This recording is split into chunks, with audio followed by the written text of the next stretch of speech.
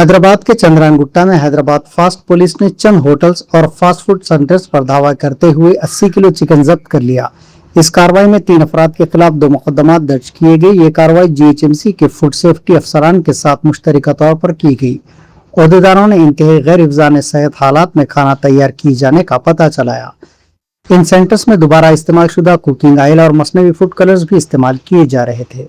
हुक्काम के मुताबिक कीड़ों पर काबू पाने के लिए कोई इंतजामात नहीं किए गए। पानी की तस्दीक के सर्टिफिकेट्स और फूड सेफ्टी से मुताल्लिक दीगर जरूरी कार्ड भी मौजूद नहीं थे। कार्रवाई के दौरान 20 लीटर इस्तेमाल शुदा कुकिंग ऑयल, 10 लीटर ताज़ा cooking oil, 40 kilo fried chicken, 40 kilo कच्चा रंग मिला चिकन और मसनवी फूड कलर्स के 3 डब्बे और 6 पैकेट जब्त किए गए। जब्तशुदा अशिया को मजीद कानूनी कार्रवाई के लिए चंद्रायनगुट्टा पुलिस के हवाले कर दिया गया।